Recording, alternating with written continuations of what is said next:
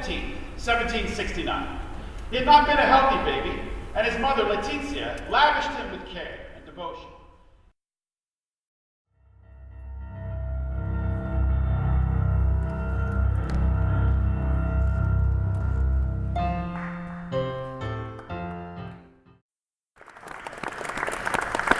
Thank you so much. Thank you. I appreciate it. Thank you, my brother. Thank you. So let me tell you just a little bit about how this whole thing started. Is that in 1968, Stanley Kubrick, who's right here today again, Stanley Kubrick, who is Stanley Kubrick, who was of course, you all know the film director, but he was a huge fan of Napoleon. Like, he read anything he could read about him, and he gathered, like he said, all his team to go across Europe, to go to Paris, to gather artifacts, to gather, costumes, and he went on location, and he prepared that thing, which would have been one of the biggest films ever made at that time. And in 1969, in the beginning of the 70s, you have this movie called Waterloo, wonderful movie, but it's about Napoleon. And what happened is that he didn't make a lot of money. So in those days, all the movies were made only by the studio. You know, it's not like now you have some personal investors, because I'm sure we would have found money for him to do the movie nowadays, right? So the studios didn't believe too much in this big movie. And so the movie was never made. And because it is such a big thing, and I have a book after that you can see from the Taschen editions that they had just released, where they show all the thousands of archives that Kubrick used. So we call that movie the greatest movie never made. You know, this is how we call it. And you can see for the fans of Kubrick, any fans of Kubrick here? Yeah, of course. So I'm sure you can recognize in the script a lot of the Kubrickian, is how we say Kubrickian, right? Kubrickian touch. For example, when he's talking to the bartender, you have that in The Shining. You know, this scene with the bartenders, the way he has the relationship with Josephine, the way they're talking a little bit off and on to each other. You have that in Eyes Wide Shut, you know, Tom Cruise and Nicole Kidman, once he tells her that basically he went to sleep around, you know, I wish I could go to the party, but he goes, man. Anyway, so he goes there, the way they are interacting with each other is very similar to that. And of course you can recognize some of the humor, but what is also very interesting in the script is that he hired many historians in order to build a very strong script and lines. You see actually a lot of these letters that he wrote to the historian. And there are many things that are very interesting. Actually, the use of the narrator.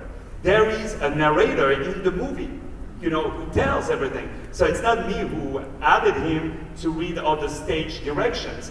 It's really a narrator who is part of the movie. And also you have a lot of voiceover, you have a lot of monologue, so it was kind of perfect for when I had this idea, like about a year ago, to do it as a stage adaptation. So the stage adaptation took, you know, quite a while because you had 48 characters. 48 characters, and I cannot afford 48 actors on stage. You know, that's like, you know, I have to save money for my green card. Now, so it was hard to condense it, and I'm so blessed to have found these amazing actors who are so versatile. Versatile, how do you say? Versatile. My accent's from New Jersey, don't be.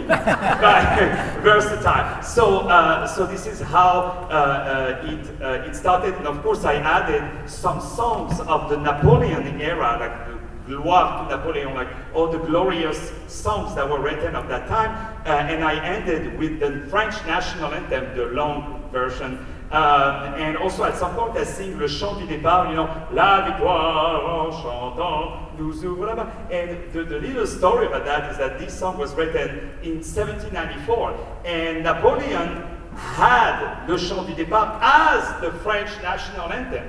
And you guys know why? It's because Rouget de Lille, the composer of the French national anthem, was one of the lovers of Josephine. So Napoleon didn't like that song just because of that. So during his era, he had the Chant du Départ as the French national anthem. And when he died, the Marseillaise came back as the French national anthem.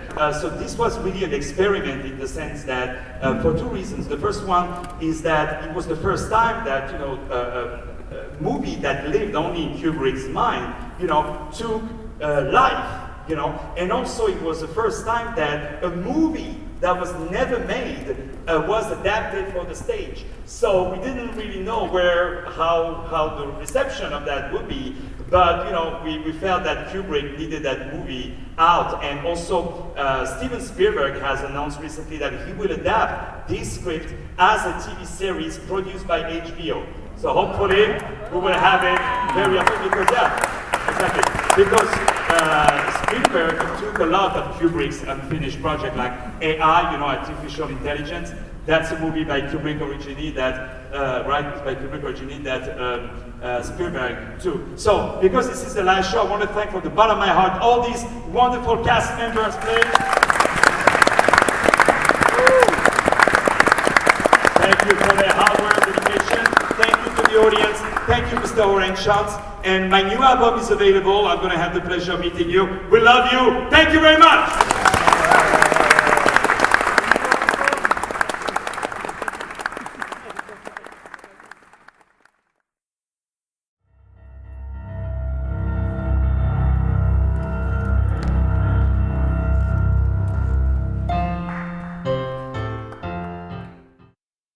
Thanks, David. Thank you so much for having me.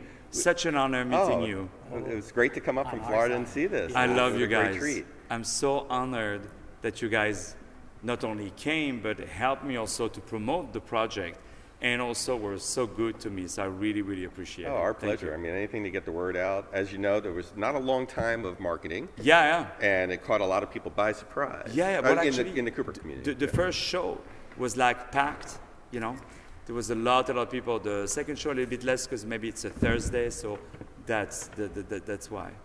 Yeah. That's awesome. But yeah. I mean, for reading, it's also, if it was a full production, it would have been different. But for reading, it's a fair.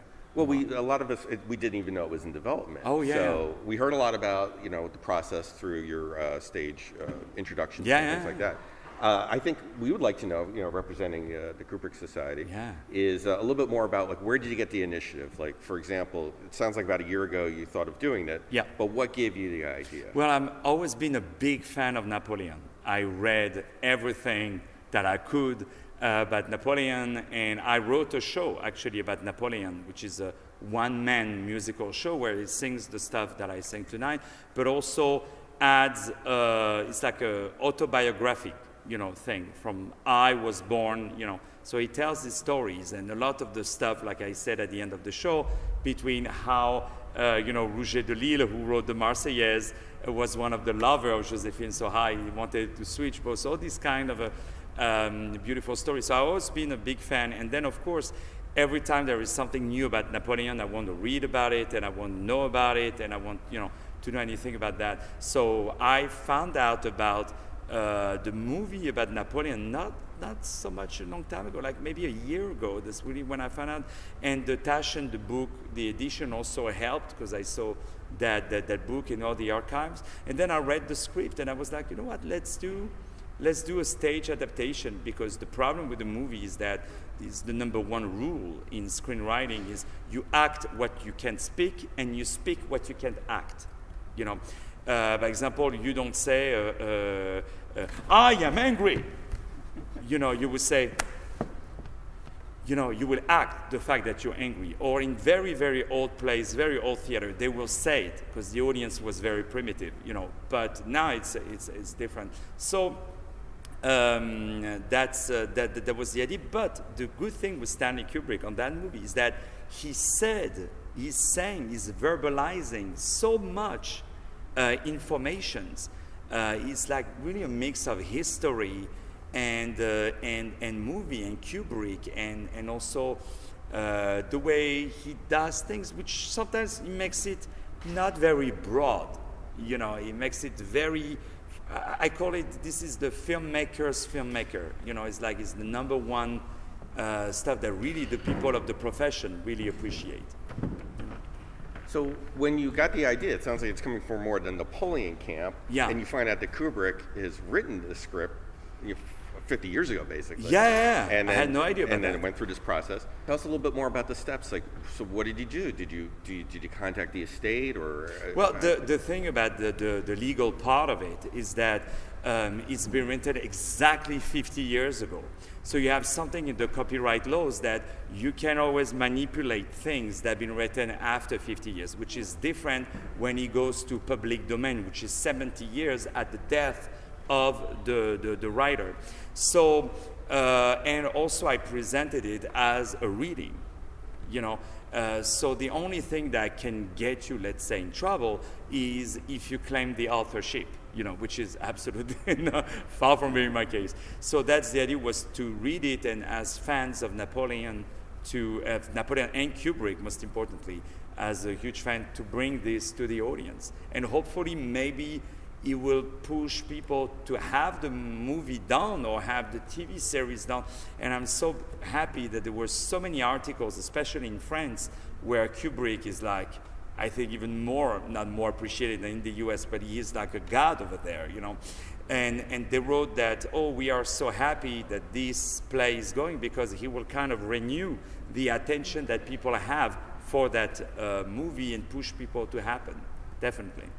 Regarding adaptation, have you done this before? Yeah, I did many adaptations, many classics, many theater classics that I adapted just for me, that I adapted just for my productions, and most of the classics that I do, I always adapted for me. I want to keep really the core of it, really the best of it, and whatever is not necessary, I remove it because I believe the audience of the, let's say, 18th or 19th century, if I do an opera or a classical play, is not the same as 2018. They're used to the snapshot of 10 seconds, so their attention is shorter. So you have to find elements and materials that will captivate them. Even nowadays, for Stanley Kubrick, it's also very, very different. Like I saw the other day The Shining again, and I saw that scene of Jack Nicholson with the bartender. I mean, in those days, the actors had space to act the scene because it was on film, But nowadays, that scene, there would have been 2-3 cuts, 2-3 inserts, someone coming, it would have disturbed a little bit the performance, I think. Well, regarding the adaptation, what did you find most challenging about it, or did it come easy to you? Oh, it was to list all the 48 characters and to try to see who can play what, because they are so. Because I have to see also with budget-wise that I cannot have like 2-3 actors just to come and say one line, So that was really one of the biggest challenge to do that, and also to make it attractive for the audience, because they're not reading it, they're not watching it. It's a full 3 senses. They're watching, they're listening. There is some music, so you have to put yourself from the perspective of the audience. Is the foundation helping you with this? Was that one of the backers? Financially, absolutely not. Oh, No. I always say finance all my stuff. This is self-financed? Absolutely. Wow, amazing. Yeah. How did you get this venue? Oh, I've done already a performance with them, did already a production here, and they had the desire, because they saw a lot of my shows, they had the desire for me to bring my shows here also. So I love to bring here very specific projects, like I brought the Yiddish King Lear, which was a Yiddish play that was lost, that was one of the most important Yiddish play of all time. So I brought it here because of the Lower East Side, and here for the summer, Napoleon, I thought it would have been great to make it in a venue that is a little bit more on the artistic side. Oh, it's a beautiful place. Yeah. Just if you have a couple more minutes, sure. I'm just kind of curious, the music. I mean, I know you're musical, you're an opera singer and fantastic voice. Oh, thank you so much. Was that always part of when you first attracted to this? Like you wanted to put music yeah. into It was always, in all my projects, I like to add music. Even when I do a play, I use the piano to do some tremolo. I add the piano to try to bring a little bit some relief, some nuances in just the narrative, like not just voices. But I like when there is music, when there are some sounds effect. So with Napoleon, you had to create also these, the war machine and all this stuff. Yeah. Now, some of this music is old music. Is any of it original? No, nothing is original. It's all very important classics French. From the Napoleonic era. Gotcha. Yeah. Okay. Well, how did Kubrick's research play a role in what you've done? You've come to learn that he researched the hell out of this. Oh yeah. So did that influence your production at all? Or? Yeah, I mean, you can tell that he understood the characters because we know about the characters. We know about all these political figures, but we don't know how they would talk. You know, we don't know their voices. So it was very interesting. And this usually it's the director who helps you to find the voice. So the fact that we don't have the guy who wrote it was also a challenge for me to try to understand also through the correspondence that he had with some of his historical consultants.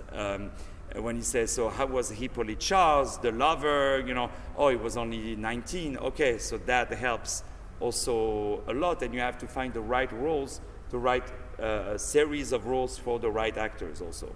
So the Taschen book was as important as the script itself? Oh, yeah. It was important. Also, I wanted to start from nothing. Like, I wanted to start from the script, you know, because many times when you listen to so many interpretations or when you see too many things, then you lose really your own identity. It's like if you do a salad and you put all kind of spices and ingredients, then after it sounds nothing new, you know. So this is very important always to start from the script, which is the most neutral material, and there you can build your own material on it, your own signature. Have you played Napoleon before? Yeah, I played it in a couple of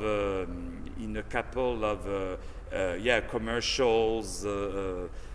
I've been told a long time that I've been looking like him. You know, once someone told me, like, what Especially do you do? that. Yeah, like, what do you do to look like him? I say, you think about your taxes. Then you become like that. Well, that said, and this sounds like maybe the most comprehensive Napoleon role you played. Yeah. So, coming from somebody, you know, a lot of the world, maybe a lot of people know Napoleon. Some people just know that he was a French character. Uh-huh. But what have you liked most about the character now, and what do you like least? Oh, you know, I've always loved him, always admired him.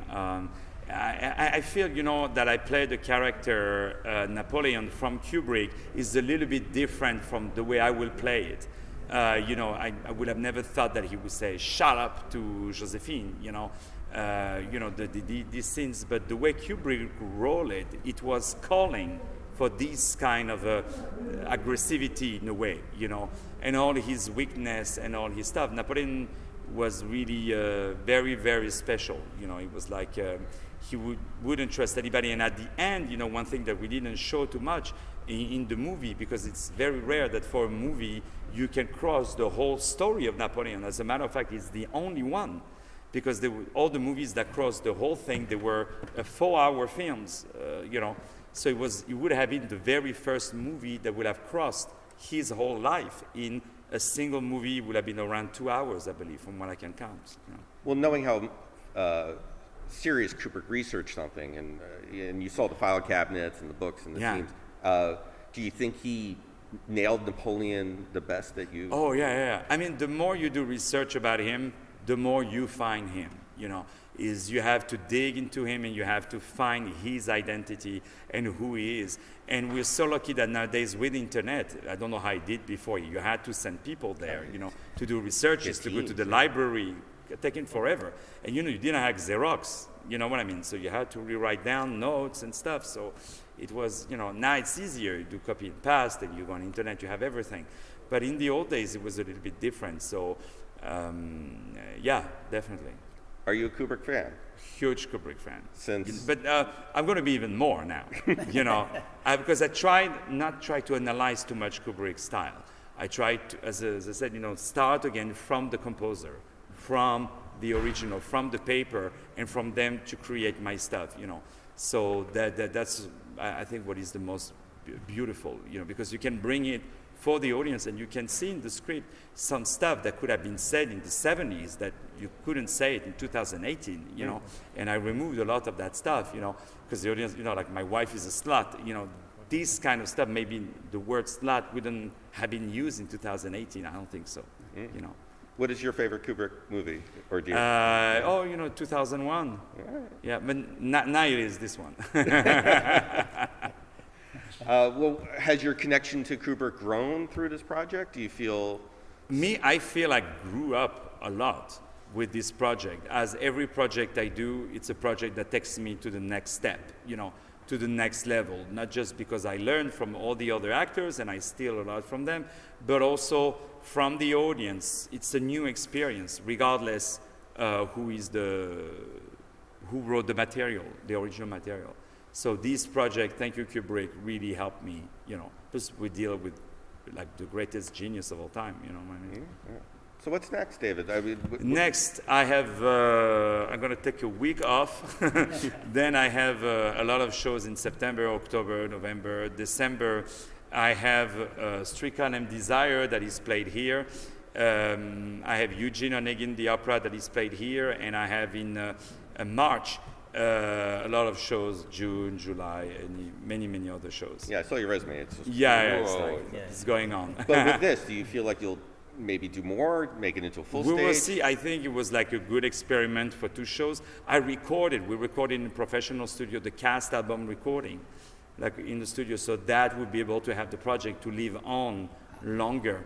But for the moment, I will see. It also depends on the demand of the public, you know. You talking to Spielberg? I hope. We'll see. Is there anything you'd like to tell the Kubrick community? I want to say to all of you guys how much I love you. Thank you so much for your support. Thank you for coming to the show, because a lot of you guys were there, and thank you for welcoming me in your community, because you're always, you know, when you have societies, you know, you're always afraid of the guy outside that is coming, you know, but you guys actually helped me and show me your support, which pushed me to do even a better job that I could. Oh, you know? it's our pleasure. And it's an honor being with you guys. Thank you for putting us in your program. It is. Oh yeah, you saw that? Yeah, I'm glad you saw it. But thank you so much, guys. Show.